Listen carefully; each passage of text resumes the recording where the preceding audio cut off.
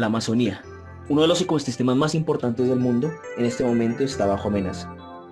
Un reciente estudio identificó 49 zonas críticas donde la minería ilegal está devastando bosques, contaminando ríos con mercurio y afectando comunidades indígenas. Pero este no es solo un problema local, es un reflejo de un conflicto mucho más profundo. El choque entre intereses globales, territorios locales y modelos de desarrollos que ya no pueden sostenerse. ¿Cómo entender esta crisis desde una perspectiva más amplia? ¿Qué nos dice la sociología sobre las tensiones entre lo global y lo local? En este video exploraremos cómo la minería ilegal de las Amazonas no solo destruye el medio ambiente, sino que también revela la falta de racionalidad global efectiva. Como lo planea el capítulo 3 del libro Medio Ambiente y Sociedad de Aliste y Ursika, acompáñanos a analizar este problema socioambiental desde sus múltiples dimensiones.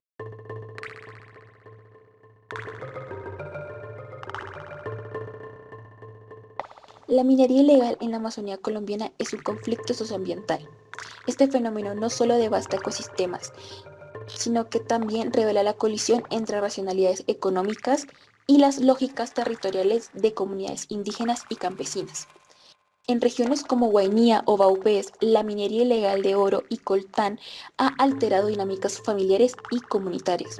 Los indígenas, cuyas identidades están ligadas al territorio, enfrentan desplazamiento forzado por invasión de mineros y contaminación de ríos, también como pérdidas de saberes ancestrales debido a la destrucción de ríos sagrados, como el río Inirida, que rompe la transmisión cultural.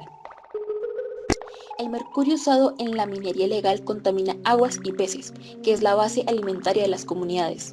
Según los estudios locales, el 90% de los indígenas en las zonas mineras presentan niveles tóxicos de mercurio en la sangre. También tiene efectos crónicos como malformaciones congénitas, daño neurológico y cáncer. El Estado colombiano ha sido bastante ambiguo. Las políticas contradictorias, aunque existe la ley 2115 del 2021 contra la minería en páramos, su aplicación en la Amazonía es débil. Actores involucrados desde las empresas multinacionales con títulos legales hasta guerrillas y bandas criminales que controlan dragas. La deforestación ha llegado hasta 6.500 hectáreas de pérdidas en el 2023 solo en el Caquetá. La biodiversidad también está siendo amenazada. Especies endémicas como el delfín rosado desaparecen por la contaminación. Como señala Lev, la racionalidad ambiental de las comunidades choca con la racionalidad económica global. Para los indígenas, el río es un ser vivo, pero para el mercado es un recurso explotable. Las comunidades usan estrategias innovadoras, las acciones legales, como por decir las demandas por consulta previa, y también alianzas globales como las denuncias en la CIDH o en la ONGS.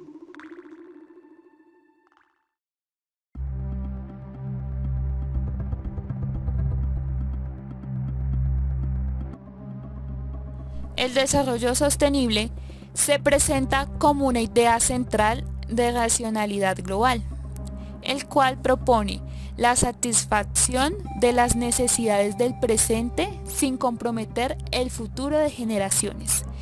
Sin embargo, es contradictorio porque intenta generar una estabilidad de crecimiento económico, protección ambiental y equidad social, donde muchas veces entran en conflicto.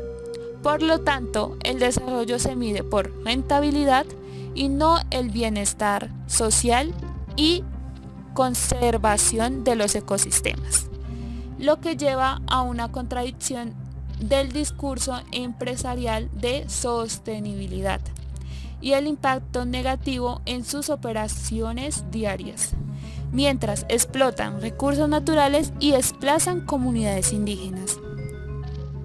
Como ejemplo, en Colombia, especialmente en la Amazonas, la minería de oro ha aumentado de manera ilegal como legalizada, donde el 80% del oro es exportado.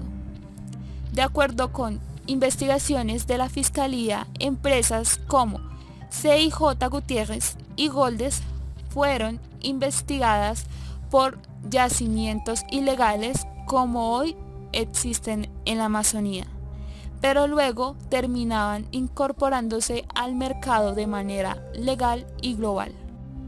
Por otro lado, lo opuesto entre el discurso y la práctica se profundiza al contrastarla como con eventos la COP16, que fue realizada el año pasado en Colombia, bajo el lema de proteger la biodiversidad y frenar la crisis climática. En teoría, la COP es un espacio para compromisos internacionales que buscan reducir la pérdida de ecosistemas como la Amazonía. Sin embargo, mientras se celebran en salones de conferencias, en el mismo país se siguen entregando títulos mineros, se tolera la minería ilegal y se debilita la protección territorial.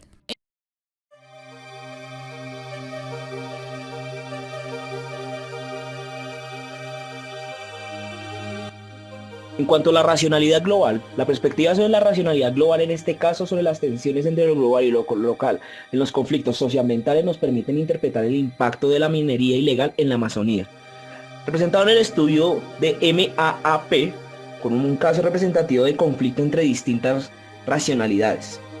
Según las autoras en el capítulo 3, la racionalidad global promueve un modelo de desarrollo sostenible que intenta equilibrar el crecimiento económico con la protección ambiental. Sin embargo, en el caso de la minería ilegal en la Amazonía, como estamos viendo en este caso, se encuentran unas contradicciones directas, tales como el oro extraído destruye ecosistemas vitales, se contamina el agua con mercurio y se amenaza la biodiversidad, y no hay una acción contundente por parte de los estados ni organismos internacionales.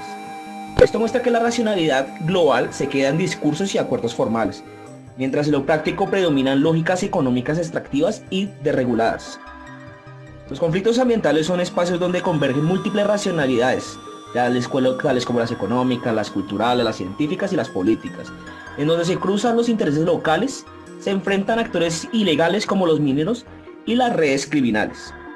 Como se puede apreciar en el caso de la minería ilegal de la Amazonía, ilustra perfectamente las tensiones de lo global y lo local, mientras que los discursos de la sostenibilidad chocan con la realidad territorial marcados por la desigualdad, la impunidad y la falta de control estatal. También se evidencia de la manera de necesidad de una racionalidad ambiental que incorpora los saberes locales, defensa del territorio y la justicia ecológica como ejes de acción frente al modelo extractivo predominante, en el caso de la racionalidad global.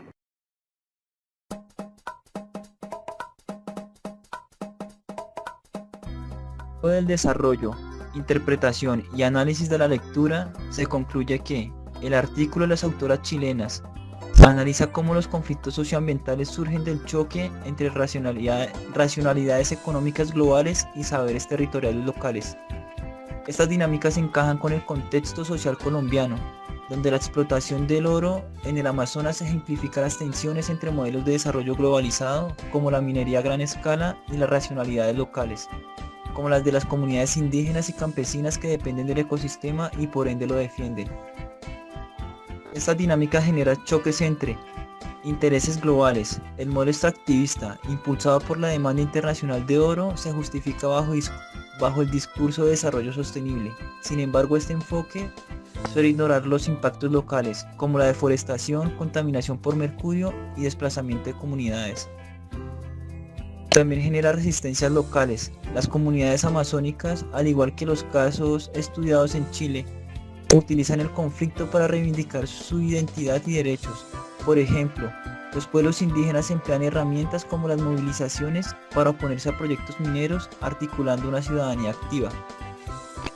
El texto también destaca que estos conflictos generan nuevas formas de ciudadanía, como alianzas entre comunidades, ONGs y académicos, que trascienden lo ambiental para demandar participación política. Sin embargo, Colombia enfrenta desafíos institucionales, normas ambientales débiles, ejemplo los permisos mineros sin consultas reales, y presiones económicas globales que profundizan las desigualdades e inequidad social. Como reflexión, nosotros llegamos a la reflexión de que la minería en el Amazonas no es solo un problema ecológico, sino una disputa por el poder y la significación del territorio. Las ciencias sociales deben adoptar enfoques interdisciplinarios como el mencionado en la lectura, de interfaces de Norman Long, donde no solo se estudian los sectores, sino también las relaciones entre ellos. Ejemplo, las alianzas entre mineros informales y los actores armados, o entre las ONGs y las comunidades. Esto para captar esos comportamientos y sus dinámicas y proponer soluciones que integren saberes locales, justicia ambiental y equidad social. La clave está en entender que lo global y lo local no son opuestos, sino partes de un todo que necesitan permanecer en constante negociación.